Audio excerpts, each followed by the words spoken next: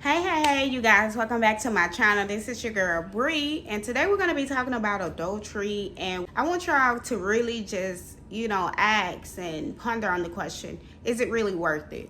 It's so many people out here committing adultery all willy-nilly, and they just feel like, there's no consequences behind it. It is serious. You should not be messing around with nobody else's husband or nobody else's wife. I don't care how separated they are or how they lie. Like, you can do your own research and find out the truth. It's just no excuse whatsoever.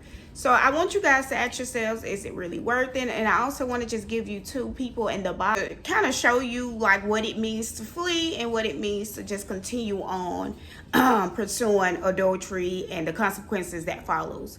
So the first person I want to, describe is David. Many of you know David for defeating Goliath, but David was also an adulterer.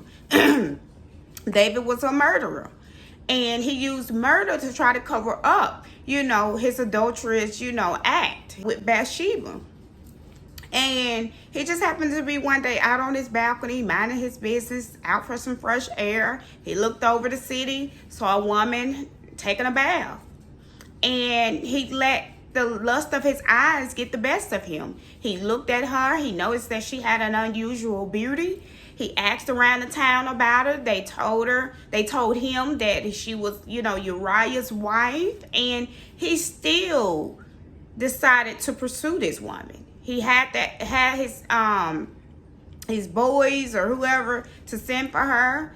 They sent for her and brought her over to his place, and he slept with her. Not only did he sleep with her, he got her pregnant. And because of that sin, the child ended up getting very sick.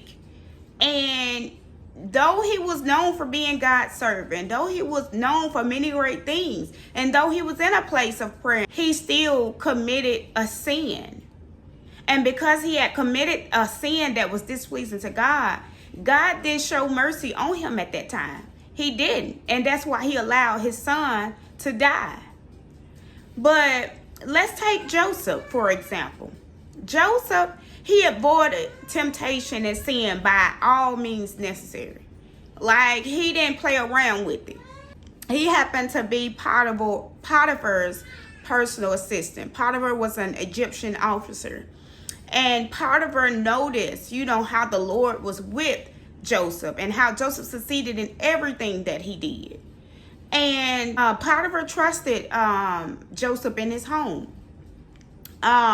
He trusted him with his meals, trusted him with everything. And so Potiphar's wife happened to notice Joseph in the home. She noticed how handsome Joseph was and how well built he was. And so at that moment, she started looking at him in a lustful way. And so she demanded that he sleep with her.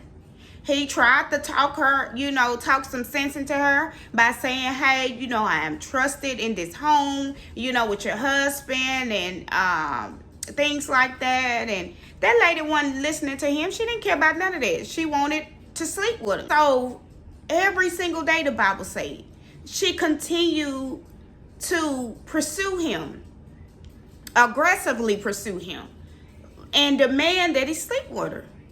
So the Bible says that he tried his best to avoid her. But one day he showed up for work. He showed up for work alone. There's nobody else in the house but them two. And she decided to just step to him and grab on his cloak. And a cloak is this outer garment that they would wear back in the day. She decided to pull on that. And he knew what time it was. So when she did that, he immediately turned out of his garment and ran out of the house, which is the right thing to do when you're faced with that level of temptation. And the average man will be lighting up at the fact that a woman is throwing herself out on them. But that is not what the Bible says we should be doing when faced with temptation. One of the 10 commandments in Exodus 20 say we must not commit adultery. The Bible also says to flee from sexual sin, and that's what Joseph did. So that is the main differences between David and Joseph.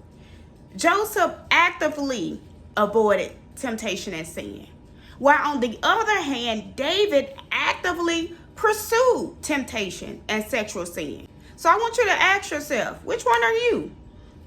Even those who are abstaining from sex until marriage, you're not exempt either. Sexual sin and temptation can show up at your house. Sexual sin and temptation can walk right past you in that church. Sexual sin and temptation can be on your job. You're not exempt. Are you going to look lustfully at this person? Sexual sin can also be in the form of you picking up that phone late at night or that computer or tablet, browsing through these X-rated sites. The devil don't care who he uses and what he uses. Only thing your fleshly nature can lead to is sin. And sin only leads to death. So again, ask yourself, is it really worth it? Is it really worth it?